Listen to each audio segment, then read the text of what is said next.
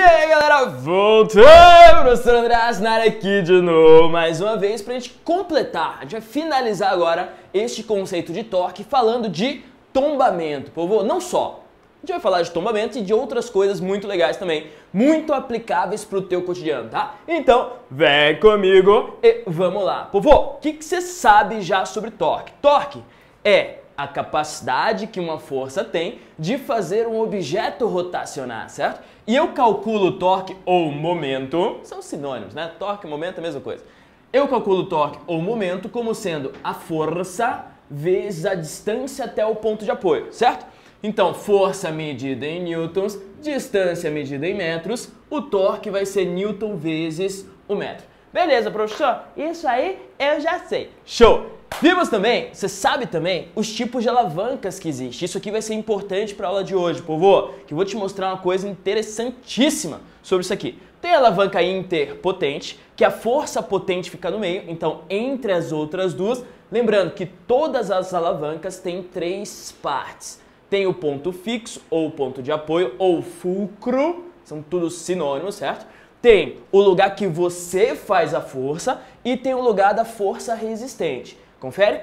Beleza. O que tiver no meio é inter aquela coisa, o nome da alavanca. Então, interpotente, a força potente, que é a força que você faz, tá no meio. Exemplo, o cortador de unha. Sabe o cortador de unha? Aquele que você usa lá para cortar a unha do pé? Então, isso aqui é uma alavanca interpotente. Interfixa, o ponto fixo está no meio, tipo a gangorra. Gangorra é legal, um exemplo show aí de alavanca interfixa. Outro exemplo é justamente a tesourinha. Tesourinha tá aí, o ponto fixo está no meio, você faz a força de um lado e a resistência do outro. E tem a alavanca interresistente, que é o ponto de resistência no meio. Exemplo, o quebra-nós, tem carrinho de mão, tem vários exemplos aí que você pode utilizar para qualquer um deles, mas todas as alavancas têm que ter as três partes: força potente, força resistente e o ponto de apoio. Sucesso? Beleza? Fica com isso na cabeça que eu vou juntar essas duas coisas aí daqui a pouco. Legal. O que é a questão de tombamento, professor? A questão de tombamento é o seguinte. Imagine que você tem uma caixa e você sabe que todo objeto tem o seu centro de massa. E o seu centro de massa é aquele pontinho que parece que toda a massa está concentrada naquele ponto. Isso é o centro de massa, certo?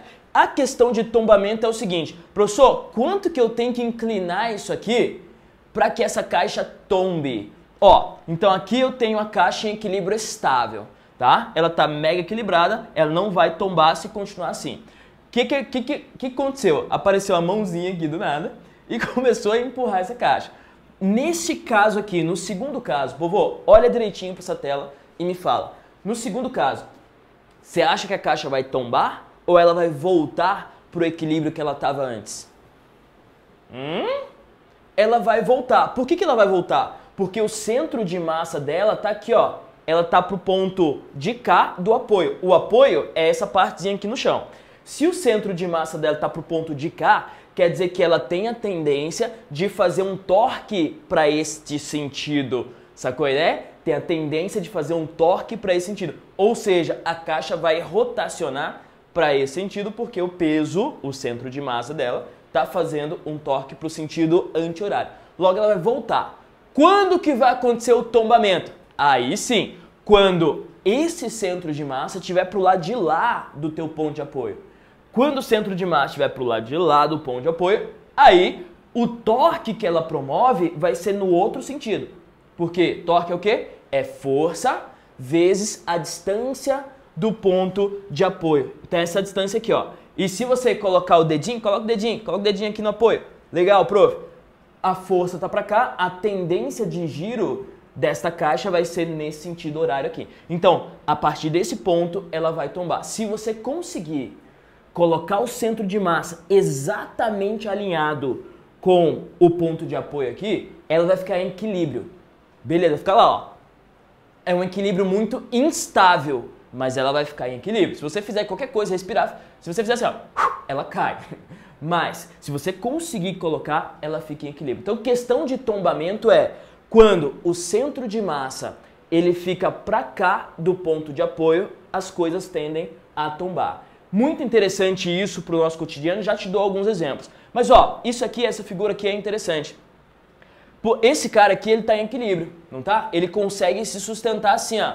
Ó, por quê? Porque o centro de massa dele, que está mais ou menos por aqui, está alinhado com o pé, ó. Está alinhado com o pezinho que está aqui. Daí ele está em equilíbrio. Agora, se ele inclinar mais um pouquinho, fizer esse centro de massa vir um pouquinho para cá e não estiver alinhado com o pé dele, a tendência dele é tombar. Sacou? Então não tem como, cara. Se você colocar o teu centro de massa para lá do pé, a tua tendência vai ser tombar. Então, para você equilibrar, você tem que sempre ter um ponto de apoio na parte que tem o centro de massa, o teu centro de massa. Fechou? Ou alguém segurando aqui, ou alguém segurando lá, enfim. Mas a questão de tombamento é isso. Por que é legal você pensar nisso, você saber isso? Por que eu estou te falando isso aqui agora? Porque daqui a pouco você vai se deparar com situações interessantes. Por exemplo, comprar um carro. E daí quando você vai comprar um carro, você vai analisar que tem carros que são mais estáveis, tem carros que são menos estáveis. Tem SUVs, tem SUV, que quando você vai viajar numa curva, quando você está numa velocidade grande, ele é mais instável, ele capota mais. E tem carros que capotam menos. Por quê? Porque tudo tem a ver com o centro de massa. Se o centro de massa estiver muito alto do objeto, ó, se o centro de massa estiver muito alto, se liga nessa caixa aqui. Imagine que o centro de massa estivesse alto aqui. Essa partezinha aqui, ela está mais para cá já. Você só fez uma forcinha, ele só tombou um pouquinho. Se o centro de massa ele está para lá do ponto de apoio, o negócio já vai tombar. Sacou? Então você vai analisar, quando você for comprar carro, um SUV aí, por exemplo, você vai analisar que tem carros que tombam mais fácil, tem carros que tombam mais dificilmente. Beleza? Por causa do centro de massa tá mais elevado, tá mais baixo. Se você vai virar, sei lá, caminhoneiro, e daí, quando você vira caminhoneiro, você vai levar uma carga atrás. E daí você tem que pensar, como que eu vou colocar esta carga na parte de trás? Porque dependendo de como você coloca, o centro de massa do teu caminhão, ó, ele sobe. Se você colocar coisas mais pesadas em cima, por exemplo, e coisas um pouco mais leves embaixo, o centro de massa, ele sobe. Caminhão, vai lá fazer a curva. A tendência da carga é fazer assim, ó. E daí, se a carga fizer isso aqui e o centro de massa estiver para cima, quando o caminhão fizer a curva, ele tomba. Várias e várias vezes você vê isso no teu cotidiano. Você está viajando, tem um caminhão tombado do lado da estrada. É isso, cara. Um dos motivos é questão de tombamento, questão de centro de massa. Então tem várias coisas que a gente pode falar sobre isso aqui, certo? Beleza? Você, ó, eu, professor André, eu sou montanhista. Olha só que interessante. E quando você vai escalar uma montanha, quando você vai fazer alpinismo, sei lá, em alta montanha, você leva aquele mochilão e você tem que saber organizar a tua mochila. Por quê, professor? De novo, você tem que saber que você vai colocar as coisas mais pesadas embaixo e as coisas mais leves em cima. Por quê? Porque daí o teu centro de massa do teu sistema, você mochila, ele fica mais embaixo. Se você colocar as coisas mais pesadas para cima, o que vai acontecer? Você tá lá subindo a montanha, você deu um deslizezinho, fez isso aqui, ó, daí você vai junto com a mochila pro chão, sacou? E dependendo da mochila, da montanha que você tiver, você desce a montanha rolando.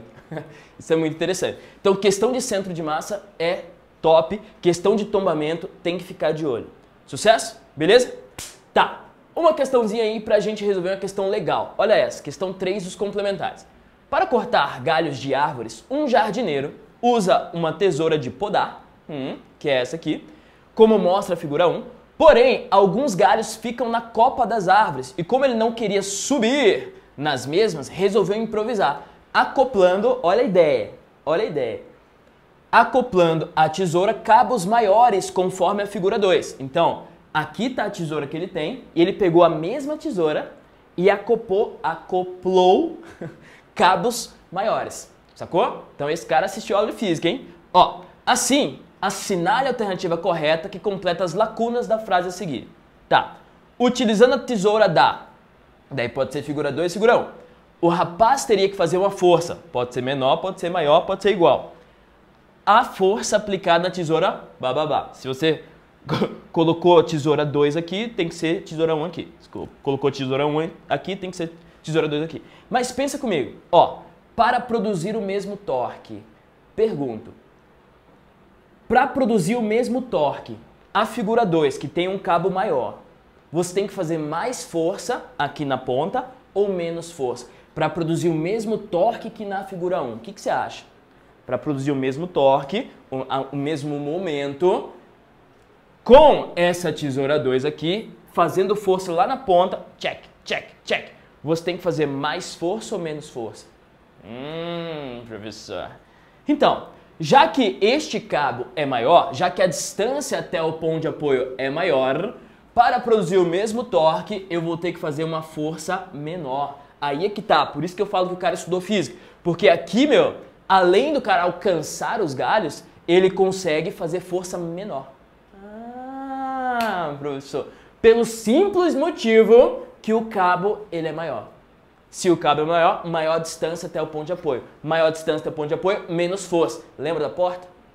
Trinco da porta o mais longe possível do ponto de apoio. Então vamos lá. Ele tem que fazer, ó, se ele usar a figura 2, o rapaz teria que fazer uma força menor do que a figura 1, aplicada à figura 1, para produzir o mesmo torque. Perfeito. Então, a letra A está correta. Então, utilizando a tesoura da figura 2, o rapaz teria que fazer uma força menor do que a força aplicada na tesoura 1 para produzir o mesmo torque. Boom! Letra A é a que está correta. Show? Beleza? Daí uma última coisa que eu queria te mostrar é o seguinte. Olha só. Tudo é uma troca. No universo, cara, não tem essa tudo é uma troca. Se você ganhou de um lado, você vai perder do outro. Por exemplo, isso se chama conservação, tá? Conservação de energia, conservação de blá blá blá, por aí vai. Mas uma coisa interessante pra cá. Você faz menos força, né, prof? É.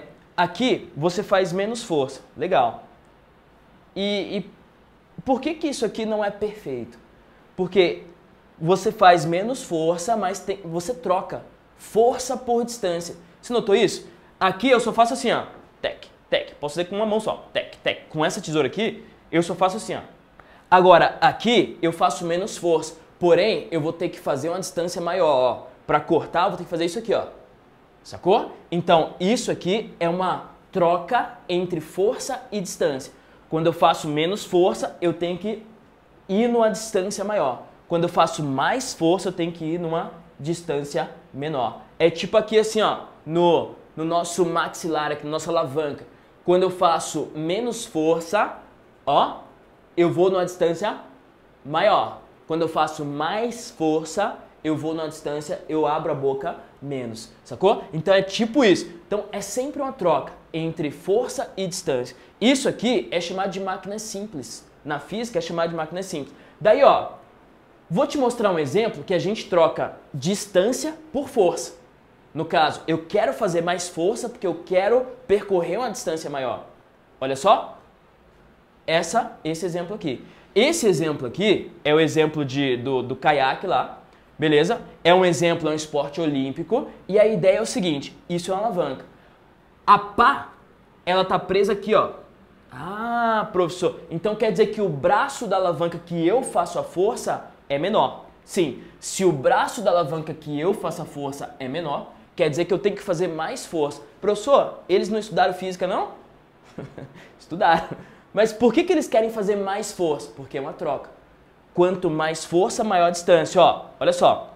Quanto mais força, menor distância. Desculpa. Quanto mais força, menor distância. Olha só.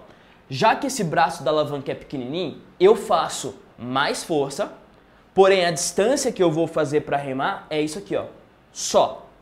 Essa é a distância que eu tenho que fazer para remar. Só que enquanto eu estou fazendo isso, ó, mais força, menor distância. Beleza. Enquanto eu estou fazendo isso, a pazinha aqui do outro lado, a força de resistência, ela faz assim, ó. Enquanto eu faço isso, a pazinha faz pá, chá, pá, chá. Olha a distância que essa pazinha percorre no mesmo tempo.